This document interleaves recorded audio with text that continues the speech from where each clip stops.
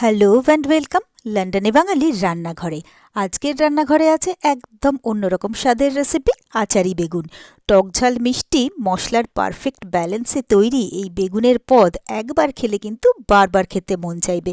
ভাত হোক বা রুটি, দুটোর সাথেই কিন্তু দারুণ জমবে।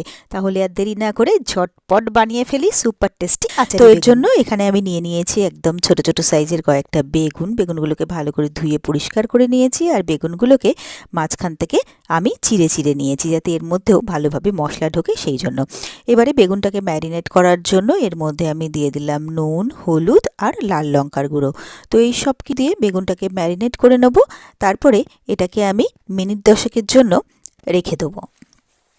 তো 10 মিনিট পরে আমি গ্যাসে একটা কড়াই বসিয়ে দিয়েছি। কড়াইয়ের মধ্যে দিয়ে দিলাম সর্ষের তেল। তেলটা ভালোভাবে গরম হয়ে গেলে এর মধ্যে ম্যারিনেট করা সব বেগুনগুলো দিয়ে দিলাম। তারপরে ভালো করে এটাকে তেলের সাথে মিশিয়ে দিলাম। বেগুনটাকে আমি এখানে খুব ভালো করে ভেজে নেব। তো এক পিঠটা ভাজা হয়ে গেলে এক এক করে আবার উল্টে দিলাম, যাতে আরেক সাইডেও বেগুনটা ভালোভাবে ভাজা হয় তার জন্য। তো যতক্ষণে বেগুনটা ভাজা হতে থাকবে ততক্ষণে একটা মশলা আমি তৈরি করব, আচারি মশলা। তার জন্য গ্যাসে একটা ছোট প্যান বসিয়ে দিয়েছি। প্যানের মধ্যে দিয়ে দিলাম 2 চামচ ধনে, 2 চামচ মৌরি, 1 চামচ জিরে, হাফ চামচ সর্ষে, গোটা 15টা মেথি দানা আর 6টা-7টা শুকনো লঙ্কা। এই সব কিছু প্রথমে ড্রাই রোস্ট করে নেব। তারপরে এটা একটু ঠান্ডা করে এটা একটা মিক্সির মধ্যে দিয়ে দেবো। তারপরে এই সবটাকে আমি গুঁড়ো করে নেব। তো আচারি মশলা আমার রেডি হয়ে গেল। এদিকে উল্টে পাল্টে বেগুনগুলোকেও আমি ভালো করে ভেজে নিচ্ছি। তো বেগুনগুলো আমার কিন্তু খুব ভালোভাবে ভাজা হয়ে গেছে। এরপরে এগুলোকে একে একে তুলে আলাদা একটা প্লেটে আমি রেখে দেবো। আবারও কড়াইয়ের মধ্যে দিয়ে দিলাম সর্ষের তেল। তেলের মধ্যে দিয়ে দিলাম 2টো শুকনো লঙ্কা আর হাফ চামচ 5 ফোড়ন। এরপরে এই মশলাটাকে কয়েক সেকেন্ডের জন্য আমি ভেজে নেব।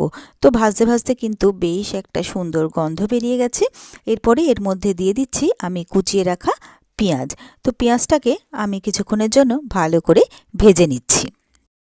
তো পেঁয়াজটা আমার ভালোভাবে ভাজা হয়ে গেছে। এরপরে আমি এর মধ্যে দিয়ে দেবো 2-3 কোয়া কুচিয়ে নেওয়া রসুন। এরপরে আমি রসুনটাকেও পেঁয়াজের সাথে ভালো করে ভেজে নেব। আর এই আচারি বেগুন কিন্তু ভীষণ ঝটপট তৈরি হয়ে যায়। ভাত, রুটি যে কোনো কিছুর সাথে খেতে কিন্তু এটা অসাধারণ লাগে। তো রসুনটাও আমার ভাজা হয়ে গেছে। এরপরে এর মধ্যে দিয়ে দিলাম হলুদ, স্বাদমতো নুন আর দিয়ে দিলাম হাফ চামচ কাশ্মীরি লাল লঙ্কার গুঁড়ো। এরপরে এই সবটাকে মিশিয়ে নিয়ে আরও একটুক্ষণ আমি এটাকে মশলাটাকে পেঁয়াজ আর রসুনের সাথে ভেজে নিলাম। এরপরে যে বেগুনগুলো আমি ভেজে রেখেছিলাম সে ভেজে রাখা বেগুনগুলো আমি এখানে দিয়ে দিচ্ছি। এরপরে এর মধ্যে 1 টেবিল চামচ আচারি মশলা, হাফ টেবিল চামচ দিয়ে দিচ্ছি এখানে আমচুর পাউডার। এরপরে এই আমচুরি মশলা দিয়ে ভালো করে এটার সাথে মিশিয়ে নিয়ে একটুক্ষণ সবটাকে নেড়ে চেড়ে রান্না করে নিয়ে এর মধ্যে দিয়ে দিলাম 2টো চিড়ে নেওয়া কাঁচা লঙ্কা। তারপরে এটাকে আমি কয়েক মিনিটের জন্য ঢাকা দিয়ে দিচ্ছি। তো মিনিট কয়েক পরে ঢাকনাটা খুলে নিলাম। এখানে কিন্তু কোনো জল ব্যবহার করার প্রয়োজন নেই। পেঁয়াজের থেকেই কিন্তু যে জলটা বেরোবে তাতেই কিন্তু বেগুনটা সুন্দর সেদ্ধ হয়ে যাবে। তো বেগুনটা আমার ভালোভাবে সেদ্ধ হয়ে গেছে। এরপরে এখানে দিয়ে দিলাম আমি স্বাদমতো চিনি আর দিয়ে দিলাম আবারও 1 টেবিল চামচ আচারি মশলা, যেটা আমি তৈরি করেছিলাম।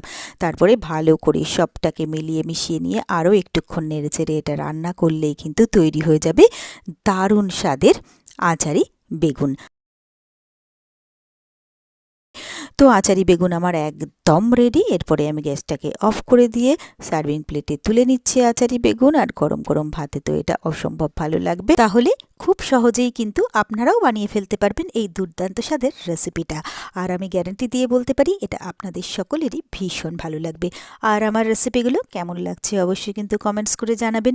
ভিডিওগুলোতে লাইক করে প্লিজ আমার সাথে থাকবেন, পাশে থাকবেন। আর আমার চ্যানেলটা যদি আপনারা নতুন চেক করতে থাকেন তাহলে প্লিজ চ্যানেলটাকে সাবস্ক্রাইব করে পাশে থাকা বেল আইকনটা প্রেস করে দেবেন। তাহলে আমার ভিডিওর নোটিফিকেশান আপনারা খুব সহজেই পেয়ে যাবেন।